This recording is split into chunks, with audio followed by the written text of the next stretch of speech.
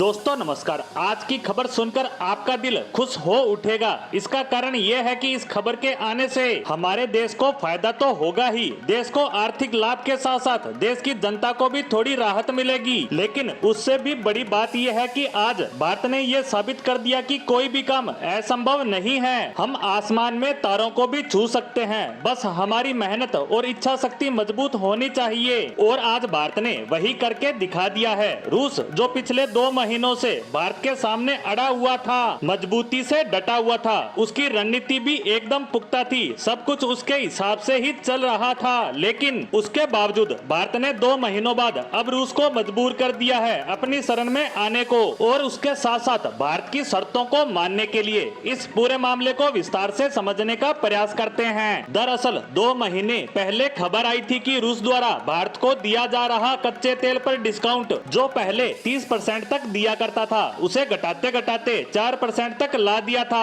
और ये कहा था कि अब हम भारत को कोई भी डिस्काउंट नहीं देंगे। उस समय भारत ने रूस से बात भी की थी और कहा था कि देखें, हम आपसे कच्चा तेल इसीलिए खरीद रहे हैं कि आप हमें डिस्काउंट देते हैं, वरना इतना महंगा तेल खरीदने का कोई मतलब नहीं निकलता। हमें तो इससे सस्ता क्रूड ऑयल अरब देशों से मिल जाएगा। लेकिन रूस को यह भ्रम हो गया था कि भारत अब उस पर निर्भर हो गया है, तेल तो यह अब हमसे ही खरीदेगा। इतना ही नहीं, भारत को इसके लिए मजबूर करने के लिए इन्होंने पुख्ता रणनीति भी तैयार कर ली थी। हम डिस्काउंट बंद करेंगे तो भारत तेल खरीदना बंद करेगा और जाएगा अरब देशों के पास। इसीलिए रूस ने सऊदी अरेबिया और उसके सहयोगी देशों के साथ एक ऑयल डील की, जिसके तहत सऊदी अरेबिया और रूस ने तेल उत्पादन में कटौती करना शुरू कर दिया, जिससे इंटरनेशनल मार्केट में तेल की कमी आने से तेल की कीमतों में तेजी आना शुरू हो गई और इससे भारत के पास तेल खरीदने के बेहतर ऑप्शन खत्म हो गए। इसके बाद इन दोनों देशों को लग रहा था कि अब भारत मजबूर हो चुका है, लेकिन इनको यह नहीं पता था कि यह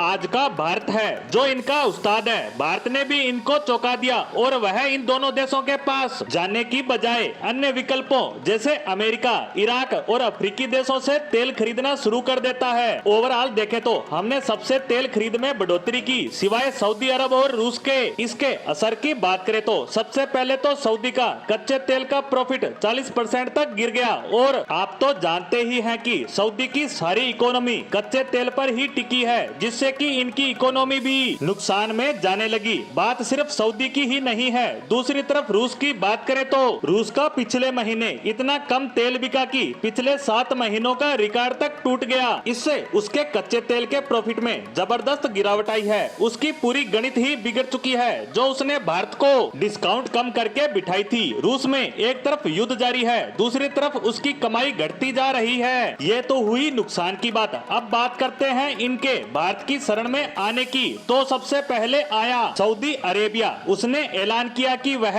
भारत को डिस्काउंट देने को तैयार है। उसने जो भारत पर एशियन प्रीमियम टैक्स लगाया था, उसमें 70% की कटौती कर दी है और भविष्य में ज्यादा डिस्काउंट और सुविधाएं देने की बात कही। वहीं रूस की बात करें तो सऊदी की घोषणा के बाद रूस भी घुटनों पर आ चुका है और उसने भी घोषणा कर दी है कि वह भारत को फिर से 25 से 30% का डिस्काउंट देने जा रहा है और इसे आगे और भी बढ़ाया जाएगा। अब रूस हर हालत में चाहता है कि भारत फिर उससे तेल की खरीद को बढ़ाए। यकीन मानिए, यह भारत की रणनीति की ही जीत है। विश्व के 2 बड़े तेल उत्पादक देश उसके सामने घुटनों पर आ चुके हैं। यह भारत की बढ़ती ताकत का ही नजारा है। इसी के साथ सऊदी और रूस से आई इन खबरों पर हमारी आज की पोस्ट को यहीं समाप्त करते हैं। धन्यवाद।